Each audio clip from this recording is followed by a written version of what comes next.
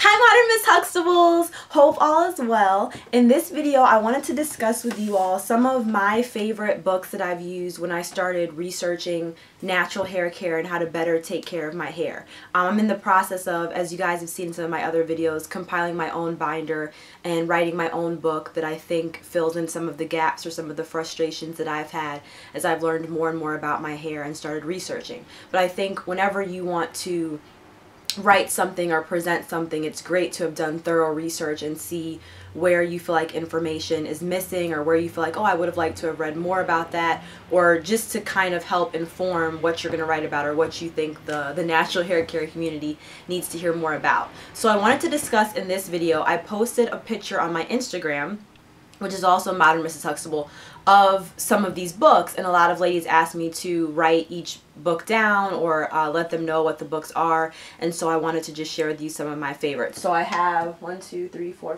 6 books here to show you today, and what I recommend is it's the PhD English in me.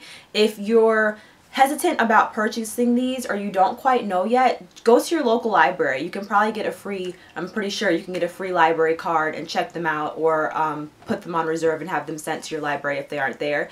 That way you can thumb through them, see if they're of interest to you or if they apply to some of the things that you're looking to learn more about before you go ahead and invest in purchasing them. Otherwise, you can order them on most typically Amazon nowadays. You can get them used or new, so ordering online is what I recommend. So let's jump right in. So I'll start with my first two that are actually geared in terms of their marketing and their title towards growing hair long, since I know that's what a lot of my viewers are interested in. So the first one that I like a lot, it's a bit outdated now. She's done a second edition. This is the 2000 edition, but I think her first publication was in 1990. But this is by Cathy Howse. Like I said, this is the 2000 edition, which is the second one. It's called Ultra Black Hair Growth 2. What does it say? Stronger, or no, another 6 inches longer 1 year from now. So as you'll notice, you ladies know I like to be conservative in my estimates for what you should expect for hair growth, and Cathy's done the same. So 6 inches in a year is about the typical rate of growth, which is about ½ an inch a month. So there's 12 months in a year, so she's fairly conservative, and I like to err on the side of conservative as well. So that's pretty much the average amount of growth. So this is her on the cover. I'll show you, she has another image of herself. So a lot of ladies like to see the proof in the pudding with the actual hair results, so that is her. What I love about this book is it's fairly short, and it allows you to kind of read it over and over again, or continue to mark your favorite pages or areas where you're still learning or still working to improve, and you can easily refer back to it. She doesn't have a lot of pictures or illustrations like a lot of other books. It's kind of very factual based, which I actually like and enjoy. And she kind of has little block out sections where she'll focus on a hair myth or a hair tip or a hair fact. What I like about this book is it is geared towards the woman that's looking to grow her hair long, or looking to focus on things that improve long hair. Now, that being said, we all know that also focuses on hair health. If your hair is not healthy, it's probably not going to reach the lengths that you're aiming for. And I'm going to make a separate video. This has a lot to do with length retention. And what I like about Cathy is that she does a great job of explaining a lot of different elements that come into hair growth. So for example, your hair is growing from the root, and I like to think of it as the soil. So she talks about proper, blood circulation, proper nutrition. She doesn't go that in depth into different types of vitamins or whatnot, but she does focus on iron and zinc. And I know a lot of women, especially black women, have iron deficiencies, for example. So she has a short paragraph and doesn't go too in depth, which is what I want my book to cover more, which is delving more into supplements and herbal remedies for hair growth at the scalp. But an important fact that she covers on and focuses a lot is that, hair is dead. So taking supplements or doing things to improve split ends or fix and repair hair that's already grown from your scalp, it's already dead. So really it's about maintenance and protective styling and caring for this hair to preserve it so that it is pushed out and down longer as the new growth comes in. So she's very knowledgeable in that subject matter, and I enjoy it. Now, there are some things, as in many of these books, I don't particularly agree with, or I would say otherwise. So for example, she stresses that, you know, pillowcases or wool hats or certain types of fabrics that really have nothing to do with your hair health or hair growth, because hair grows from the scalp. And to a certain extent, yes, that's true. But at the same time, another point that she makes is that our hair is very dry. And so, if, in my opinion, if you sleep on a cotton pillowcase and you're already suffering from dry hair, we know that cotton as a fabric, the fibers of it are one of the best and most efficient at absorbing or taking water and moisture away. So for me, it exacerbates an issue of dry hair to then sleep on a cotton pillowcase. So it's not like buying a satin pillowcase is the secret miracle and your hair is going to grow like that, but it's kind of, I like to approach it in a holistic, multi-dimensional way, so that you're doing as many things as possible to preserve moisture and to preserve, I guess, what is it, moisture in your hairs to avoid dryness. So there's certain things I don't particularly agree with what that she says, but I do think it's a wealth of information and a great tool. So there are a few points, like I love when she has these sections called just the facts, and in these she just breaks down factual information. Like I said, some of them I don't totally agree with, but you know, she makes a point that hair grows on the average about a ½ inch per month, or, you know, hair is not alive but dead. What do you do to keep something dead? You preserve it. So when we talk about hair retention, hair preservation, your hair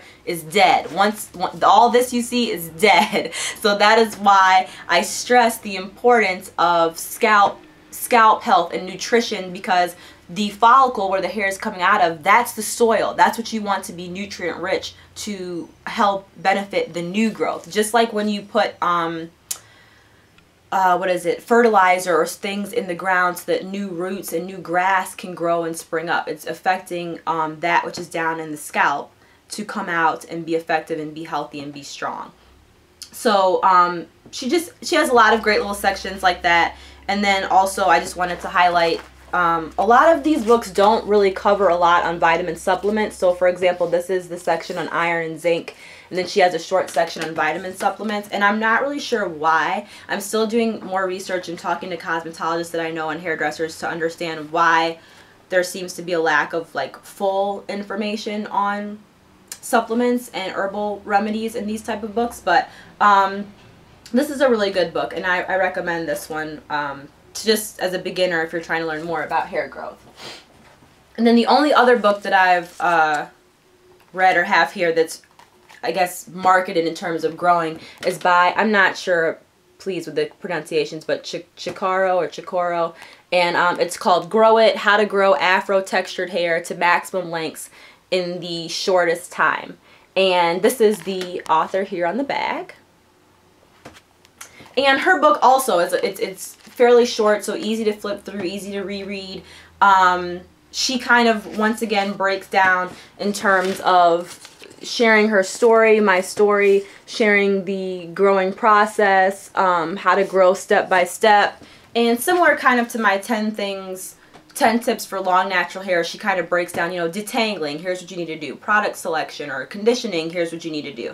So once again, it's a nice little reference book to have in terms of reaching your particular hair goals. I took that piece of paper out, which was not good because I wanted to mention something. But she also does a good job of breaking things down scientifically. Like she talks here about hydrogen bonds, salt bonds, disulfide bonds. So some of these are really great to learn more about the science of hair as well, to get a better understanding for reasons why your hair might be suffering on a scientific level and how to improve those in terms of care and product selection. So this one's great. I think a lot of the things that she talks about I pretty much agree with in terms of conditioning and styling, and once again, retain longer hair. Like, just want you guys to retain longer hair. See that the language involved in these books and what I also talk about is length retention, because once you understand the key point that your hair is dead, you understand that it's about preserving it and retaining it, and that coupled with making sure that the roots is growing in an effective and healthy way. So this has a lot of great information as well, and she does a lot of tips about how to preserve the ends. So once again, this is your hair that's the most dead, I guess. It's been with you the longest. So how to preserve and care for these ends, how to take care of them. One other thing is that Cathy Howse, for example, talks about how there's huge debates about trimming your hair. Do I need to cut my hair? You'll see a lot of naturals say, I believe in cutting the hair, I don't know, every 6 months, or you have to trim a ½ an inch every 3 months in order for your hair to grow. And Cathy Howse is very big on saying the ends of your hair have nothing to do with your roots, so that doesn't impact your hair growing. You know, it has nothing to do with up here. And I think she also makes the point that some people argue if you allow ends to stay split, that the split will travel up the hair shaft. And I think she says, well, no, that's not the case. And I've heard other YouTubers say that as well. It's not going to travel up the hair shaft. It's just going to break off at a certain point. So she talks very much about learning how to preserve the hair, waiting to get to a length that you're comfortable, and then starting to trim if you're dissatisfied with the way that your ends look, or that they're a different texture at this point, or they're starting to be very thin and see-through. But understanding that, you know, cutting your hair off an inch every 2 months has nothing to do with the level or the amount of growth coming out of your scalp. And a lot of times I think that frustrates women because they don't understand that dynamic. So there's different beliefs and I guess methods in terms of hair cutting, but that's also an interesting thread in terms of growth, because at this point I don't cut my ends at all anymore. I just do search and destroy. So basically if I see ends that are in a knot or very split, I will remove them because I know that there's no way to repair them. But I do not do trims. I don't go to a stylist and ask her to cut an inch or a ½ inch or anything off of my hair. So just wanted to mention that. So those are the two that are marketed towards specifically hair growth. And then I'm going to make a part 2 because this is already getting long, so tune in if you want to see the rest of the books. Bye!